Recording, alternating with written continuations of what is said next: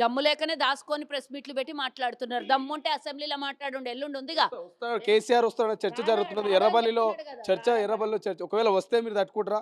వస్తే వస్తే వస్తే మీరు తట్టుకుంటారా? తట్టుకోవడానికి ముండ్ల కవచాలు వేసుకొని వస్తాడా ఏంది? తట్టుకోవడానికి లేకపోతే బాంబులు పెట్టుకొని వస్తాడా? ఏం పెట్టుకొని వస్తాడు? లేకపోతే బుల్లెట్లు పెట్టుకొని వస్తాడా? ఆల్రెడీ 2 సార్లు వచ్చినప్పుడు అటెండెన్స్ ఇచ్చి సంతకాలు పెట్టినప్పుడు చూసినాం కదా. తెల్లారు వస్తాడేమో ప్రశ్నిద్దాము అనుకుంటే మళ్ళీ గాయపడిపోయాడు. మళ్ళీ ఫామ్ హౌస్లో పోయి పండుకున్నాడు. ఫామ్ హౌస్లో పండుకున్న మీ అయ్యని విడిచిపెట్టేసి రేవంత్ రెడ్డిని ఆడగట్టే ఎడగట్టే అంటారు. నువ్వే కట్టేసినావు కదరా కుక్క. మీ నాయన నువ్వే ఫామ్ హౌస్లోకి వెళ్ళి బయటికి వెళ్ళనియకుండా చేసినావు. ఇప్పుడు కవిత ఏదో బయటకు వచ్చిందని చెప్పి ఆయన బయటకు వచ్చి స్టేట్మెంట్ బిడ్డను తిట్టలేక, అల్లుని తిట్టలేక, కొడుకుని తిట్టలేక మందిని తిట్టిపోయిండు ఆయన ఎప్పటి నుంచో రేవంత్ రెడ్డి సవాల్ ఇస్తున్నాడు. అప్పటి నుంచి ఏం బీకిండు మీ నాయన గారు? నువ్వు కానీ కేటీఆర్ ను బాత్రూమ్లు కడుకునేటోడు అది అని చెప్పేసి కామెంట్ చేస్తారు. అదో క్లారిటీ ఇచ్చిండు. ఎవరు బాత్రూమ్ ఆడు కడుకుంటే ఎవరు బాత్రూమ్ ఆడు కడుకుంటే తప్పేంది అంటున్నారు.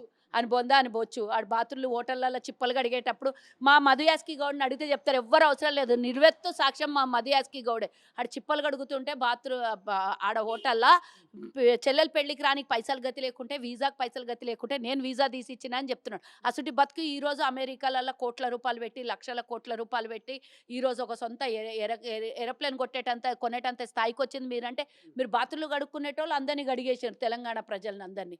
మరి ఎసుంటోనికి అసలు బుద్ధే వస్తుంది కదా. ఆడ నుంచి వచ్చి గడిగి ఈడ అందరినీ రుద్ది నాశనం చేసి పడేసిండ్రు. ఇప్పుడు దోసుకోనికి ఇక ఏమీ లేదు కాబట్టి ఇక ఏదన్నా ఒలరాలే. అధికారం ఇచ్చింది దోసుకున్నది దాచుకోవడానికే వాళ్ళకప్పుడు. ఇప్పుడు ఆ దాచుకోవడానికో లేకపోతే రేపు పొద్దున ఏమైనా బయటపడి లోపలికి పోతాడో అని ముందస్తుగా కుక్కొలరినట్లు ఒలురుతున్నాడు. ఎవరేమైనా మొనగాడు మొగోడు మా నాయన తెలంగాణ తెచ్చినాడు. మా నాయనను ఆ మాటలు అంటే ఖచ్చితంగా నాకు కోపం వస్తుంది అంటున్నాడు. దేశ స్వతంత్రంలో పోరాడినోడు, లేకపోతే బ్రిటిష్ వాళ్ళతో గుండెలు ఇట్లా చెప్పనించి ఛాతి తెరిచి నిలబడ్డాడు బ్రిటిష్ వాళ్ళకు. కాబట్టి వాళ్ళ ఆయన మొనగాడు మొగోడు. వాళ్ళ ఆయనకి ఏముండే నువ్వే చెప్పినావు కదా. కుక్క 10 ఎకరాలు కూడా లేదు మా నాయనకి, గదే ఉంచితే తీసుకోపో అని అన్నాడు. ఇప్పుడు 1000 ఎకరాల ఫామ్ హౌజులు ఉన్నాడు మీ నాయన మొనగాడైనాడు. మంది సొమ్ము మంగళారం అన్నాడు మీ నాయన మొనగాడైనాడు. ఉద్యమంలో ముంగలు నడిచిండు కదా. వాని బొంద 1200 మంది చచ్చిపోతే దాని మీద కూర్చొని శవాల మీద కూర్చున్నాడు. మొనగాడు మొగోడైనాడు. మీ ఇంట్లో ఎందుకు ఎవడు సావాలేదురా ఇంతమంది చచ్చిపోతే? ఎందుకు ఒక్కడు మీరు కూడా కిరోసిన్ పోసుకొని ఉంటారు. ఇంకోడన్నా అగ్గిపెట్ట తెచ్చి వేస్తుండే మీ మీద. దరిద్రం పీడా పోతుండే. మీ దరిద్రం ఆ రోజే పోతుండే 10 ఏళ్ల కింద. ఈ 8.5 లక్షల కోట్ల అప్పు మిగిలకుంటుండే. కనీసం అప్పుడున్న స్వతంత్రం కూడా లేకుండా చేసిండ్రు ఈ 10 ఏళ్లలో. ఉమ్మడి రాష్ట్రం ఉన్నప్పుడు కన్నా దరిద్రం అయిపోయింది మన రాష్ట్రం. ఉమ్మడి రాష్ట్రంలో కనీసం వాళ్ళ మీద ఏడుస్తుంటే ఇప్పుడు ఎవరి మీద ఏడవాలి?